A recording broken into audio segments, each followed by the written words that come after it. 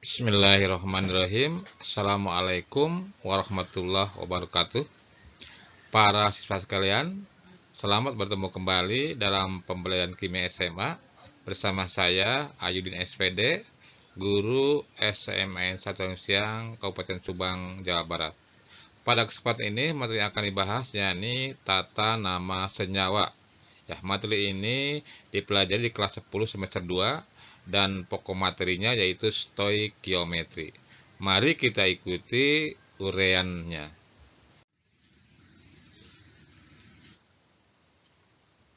Tata nama senyawa ya dapat dibagi dua ya, ada senyawa organik dan anorganik.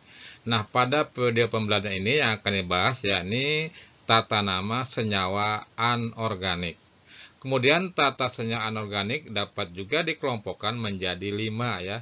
Ada ya senyawa kovalen, kemudian senyawa ion, kemudian senyawa asam, selanjutnya senyawa basa, dan senyawa garam. Jadi inilah yang akan dibahas dalam video pembelajaran ini, yakni tata senyawa kovalen, ion, asam, basa, dan garam.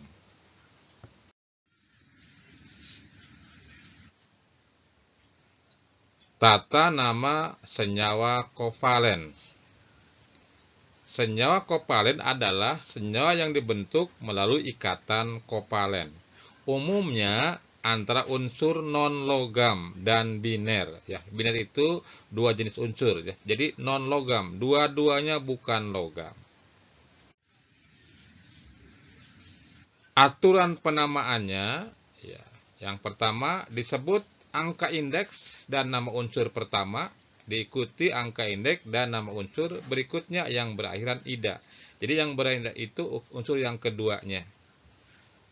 Kemudian angka indeks itu dalam bahasa Yunani.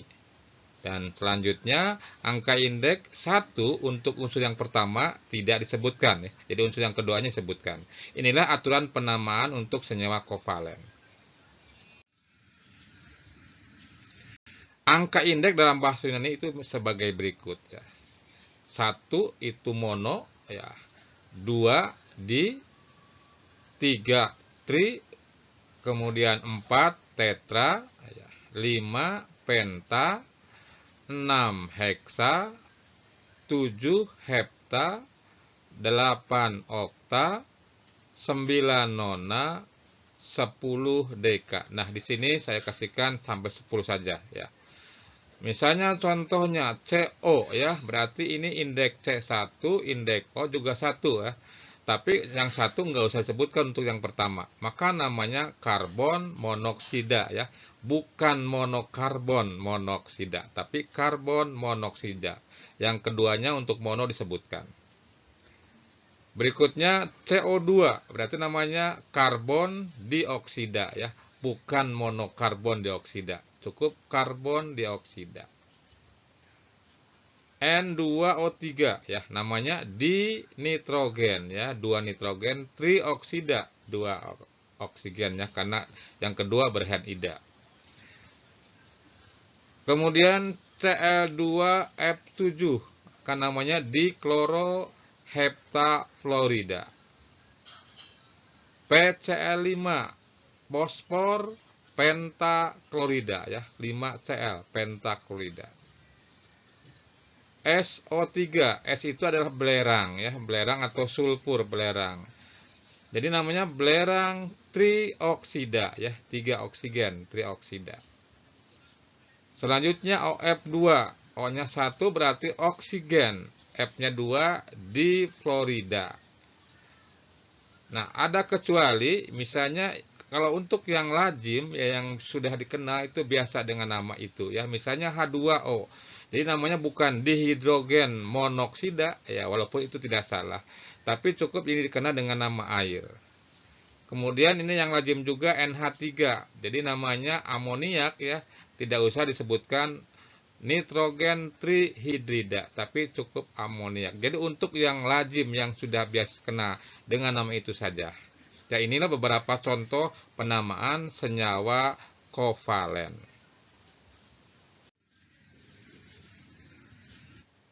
1. Ya, berikutnya tata nama senyawa ion. Nah, senyawa ion adalah senyawa yang dibentuk melalui ikatan ion. Ya, ingat pada semester 1 ya kita sudah belajar ikatan kovalent dan ikatan ion. Nah, dapat berupa biner, jadi bisa senyawa ion itu bisa biner, dua jenis unsur, ataupun poliatomik, banyak jenis unsur ya, poliatomik. Ya. Terdiri dari ion positif, namanya juga senyawa ion ya, berarti ion positif atau kation dan ion negatif atau anion. Nah, ini contoh ion positif dan namanya ya Na plus natrium, K plus itu kalium, Ca2 plus kalsium, selanjutnya aluminium, kemudian seng Zn ya.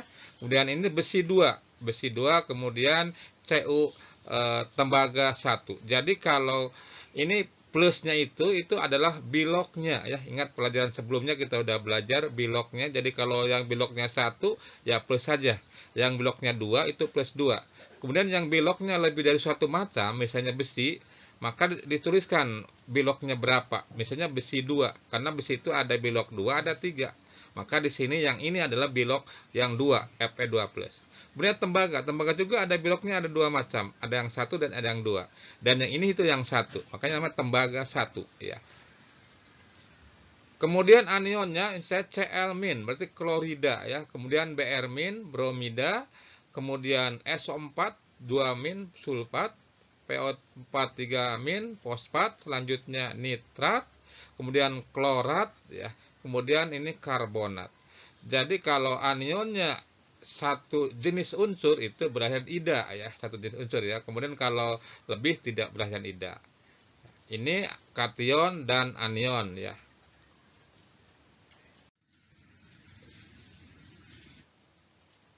Ya, para siswa sekalian, senyawa ion itu ya, itu hasil reaksi antara kation dengan anion ya. Jadi ion positif dan ion negatif.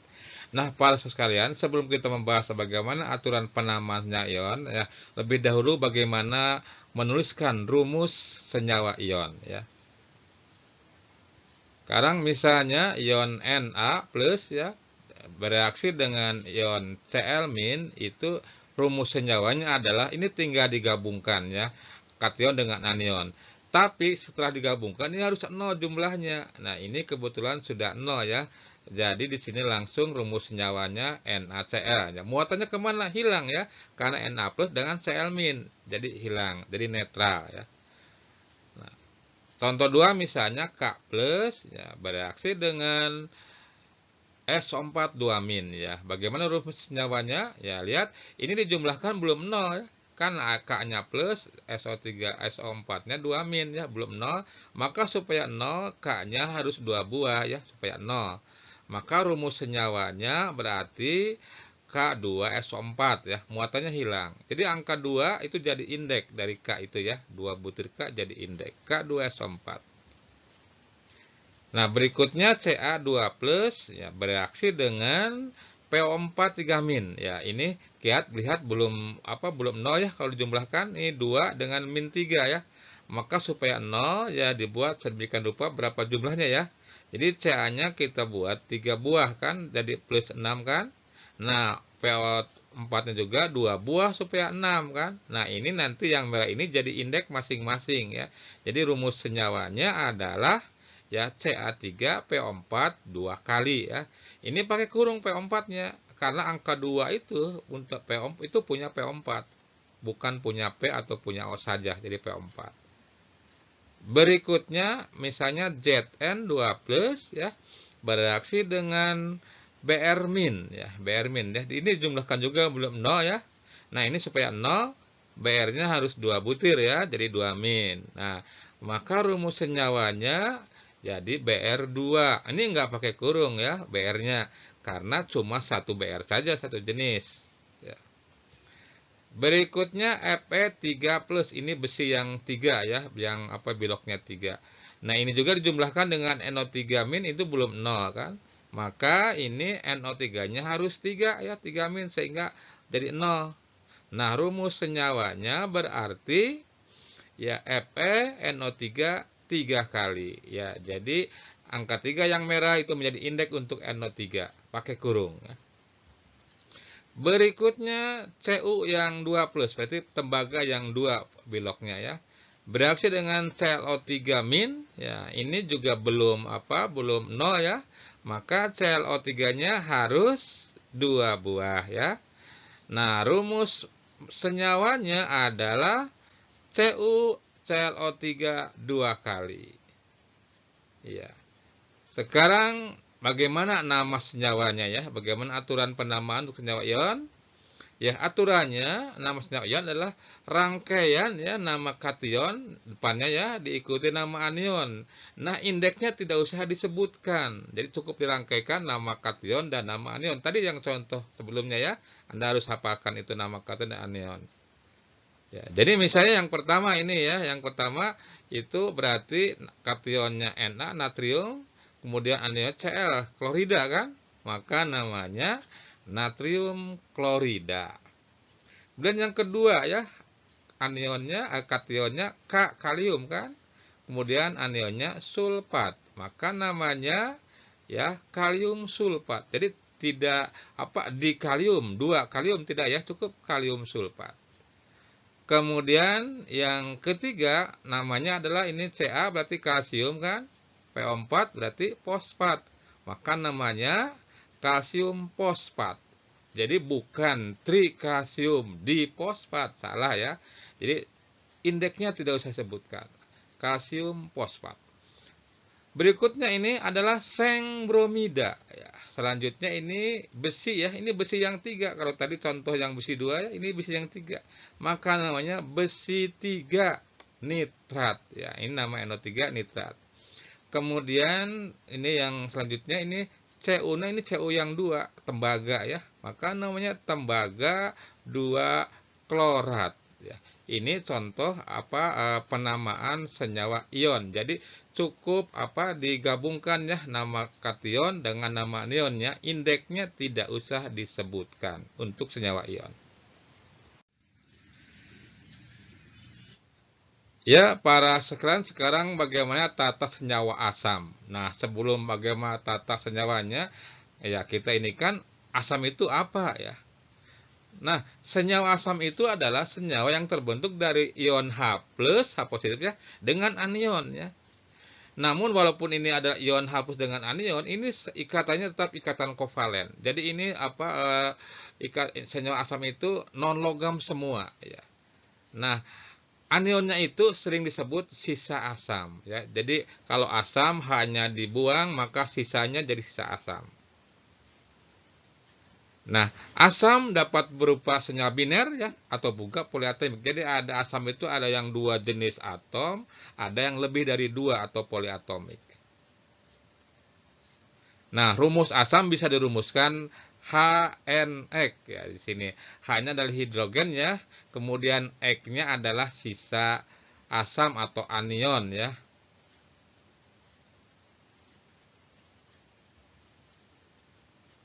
Kemudian N-nya bilok ya, bilok atau muatan dari anion. Muatannya berapa itu N-nya misalnya.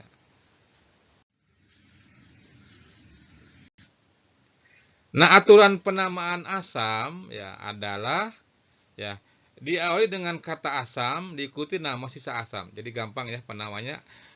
Kata asam diawali kemudian diikuti nama sisa asam. Ya, contoh misalnya HCl ya. Jadi namanya asam klorida ya. Jadi bukan bukan asam monoklorida ya, ingat. Jadi kalau didahului dengan H itu berarti asam ya. Asam klorida. Kemudian yang kedua ini HBr ya. Jadi itu namanya adalah asam bromida ya, bukan hidrogen bromida atau monobromida, tapi cukup asam bromida. Kemudian Hi, asam iodida. Ya, ini karena biner ya, jadi akhirnya ida. Kemudian HNO3, asam nitrat. Ini nama sisa asamnya NO3 kan, jadi nitrat. Selanjutnya HClO3, ini asam klorat. Ya, kemudian H2SO4 asam sulfat. Nah, inilah cara penamaan asam ya. Jadi diawali dengan kata asam, diikuti nama anionnya ya. Ini walaupun ini dua-duanya non logam, tapi tidak disebutkan seperti penamaan kovalen. Nah, berikutnya H3PO4 ya. Ini namanya asam fosfat ya. Kemudian H2ClO3 asam karbonat. Ya, jadi bukan dihidrogen karbonat, tapi asam karbonat. Selanjutnya HiO3 asam iodat ya. Berikutnya HCN nih asam sianida ya. Selanjutnya ini HCl4 asam perklorat. Jadi kalau HClO3 klorat, kalau 4 itu perklorat ya, banyak berarti per. Kemudian contoh berikutnya HCl4 asam kromat. Maaf, H2CR4 ya, asam kromat. Inilah contoh ya beberapa asam dan namanya ya. Tentu masih banyak lagi yang lainnya. Ya, sekarang para sekalian bagaimana untuk nama basa. Nah, sebelum nama basa dulu, basa itu apa ya? Nah, basa itu adalah senyawa yang dibentuk oleh kation ya, kation ion positif logam ya, kemudian anionnya OH-. Jadi sebenarnya mirip juga dengan ikatan ion, cuma di sini anionnya OH- doang, OH- saja ya. Nah, basa bisa dirumuskan LOHM ya, LOHM kali. Kalau tadi asam HNX ya, kalau sekarang basa LOHM kali. Nah, L-nya adalah kation, ini biasanya logam ya. Ion kation ion logam, kemudian M-nya adalah bilok untuk kation, untuk L ya, berapa biloknya dituliskan di depan OH ya. Nah, kemudian aturan penamaannya, aturan penamaan basa ya, disebut nama kationnya diikuti kata hidroksida. Diulang ya, disebut nama kationnya diikuti kata hidroksida. Ini penamaan untuk basa. Nah, berikut contoh-contohnya ya. Misalnya ya, kationnya M-nya, ingat ini L-nya adalah kation, kemudian M-nya adalah bilok untuk kation. Jadi misalnya NaOH ya, berarti namanya natrium hidroksida ya. Ini nggak pakai kurung ya, karena Na-nya biloknya 1, OH-nya 1, nggak usah pakai kurung, M-nya nggak dituliskan. Kemudian KOH, ini juga K itu biloknya 1, jadi OH-nya jumlah 1, tidak pakai kurung, M-nya tidak dituliskan. Berikutnya CaOH 2 kali. Nah, OH itu biloknya 2 ya, maaf, Ca itu biloknya 2 plus kan. Maka ditulis depan OH, di dekat OH- di depannya. Berarti CaOH 2 kali. Namanya kalsium hidroksida ya. Disebut nama kationnya diikuti kata hidroksida. Kemudian AlOH 3 kali. Ya, Al aluminium itu biloknya 3. 3 plus ya, maka namanya aluminium hidroksida. Ya, contoh berikutnya misalnya ZnOH 2 kali ya. Zn itu seng ya. Jadi seng hidroksida. Kemudian FeOH 2 kali. Ini FeOH 2 kali angka 2 ya, ini untuk bilok Fe yang 2, maka namanya besi 2 hidroksida. Ya, inilah nama basa berikutnya ya. CuOH ya, COH saja berarti Cu-nya yang 1 ya. Tembaga 1 hidroksida. Ini kalau ada kurung tadi, ini menyandakan biloknya, berarti dia punya bilok lebih dari 1 ya. Besi punya biloknya 2 dan 3. Tembaga juga ada yang 1, ada yang 2. Yang di sini untuk besi yang 2, tembaga yang 1 biloknya. Ya, baik para siswa sekalian, sekarang tata nama yang kelima ya. Ya, ini tata nama senyawa garam. Nah, sebelum ke tata nama, kita inihkan dulu apa itu senyawa garam ya. Kalau garam sehari-hari yaitu garam dapur ya. Sekarang garam di kimia itu apa?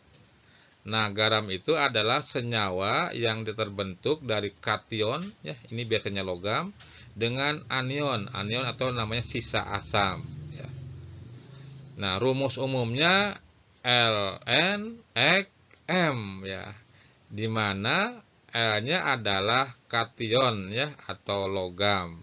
Kemudian X-nya adalah anion ya, sisa asam. N-nya adalah bilog ya, bilog untuk anion itu N-nya ya. Kemudian M-nya bilog untuk kation. Jadi L itu bilognya itu M ya, disimpan depan X. X itu bilognya N, di belakangnya disimpannya ya. Jadi tadi kalau asam mah HNX ya, X-nya tetap sisa asam. Kemudian kalau bahasa LOHM ya, M-nya tetap adalah bilog dari L gitu ya. Ini apa? Ini adalah rumus umum dari garam. Jadi garam itu gabungan dari asam ditambah basa. Ini jadi garam. Nah, aturan penamaannya untuk garam yaitu disebut nama kationnya diikuti nama anion. Jadi aturannya sama dengan pada tadi senyawa ion ya. Ya, pada senyawa ion. Nah, ini contohnya, misalnya tadi ini garamnya LNXM ya. Ini diberi warna untuk L adalah ini N-nya warna kuning ya, M-nya warna merah. Ya, kemudian ya contohnya misalnya ya CaCa2 ya. CaCa2 ini ada warna merah berarti M ya. Berarti itu angka 2 itu punya bilognya Ca ya. Kalau N-nya berarti 1 ya, yang kuning tidak dituliskan ya. Namanya tadi kalsium klorida, tinggal dijumlahkan ya, nama anion dengan nama kation, tinggal digabungkan, maaf. Nama anion dengan nama kation dengan nama anion. Kemudian Al NO3 3 kali ya. Ini warna merah angka 3 berarti ini M ya, M-nya 3 ya. Untuk M-nya itu adalah bilog Al, disimpan di depan X ya. Namanya aluminium nitrat. Kemudian K2SO4 ya, ini ada kuning ya, itu K itu berarti N ya. Kemudian angka 4 itu bukan M, bukan, itu SO4, X masih X, SO4 ya. Jadi angka 4 bukan M, tapi ini masih satu dengan SO4, satu gundal. Kemudian Fe2PO3 Fe3 PO4 2 kali ya. Berarti ini N-nya 3 ya, M-nya 2 ya. Berarti Fe-nya itu yang kedua itu punya Fe, maka namanya besi 2 ya, besi 2 fosfat ya, tinggal digabungkan besi 2 fosfat. Nah, berikutnya CuNO3. Ini enggak ada warna itu ya, kuning dan merah ya, berarti ini N-nya 1, M-nya juga 1 ya. Berarti Cu-nya yang 1 ini, maka namanya tembaga 1 nitrat. Jadi Anda harus bisa berapa N-nya, berapa M-nya ya. Terutama ini yang bilognya lebih dari satu macam, seperti tadi besi atau tembaga ya. Ini misalnya yang tadi besi 2 fosfat. Kemudian ini tembaga 1 ya, nitrat. Jadi M itu adalah bilog untuk L. Ya, itulah para siswa sekalian ya, uraian singkat tentang bagaimana tata nama senyawa ya. Di sini senyawa anorganik ya. Tentunya ya Bapak mengucapkan terima kasih ya kepada Anda yang telah menjadikan video ini sebagai salah satu sumber belajar Anda ya. Mohon maaf atas segala kekurangannya ya. Wassalamualaikum warahmatullahi wabarakatuh.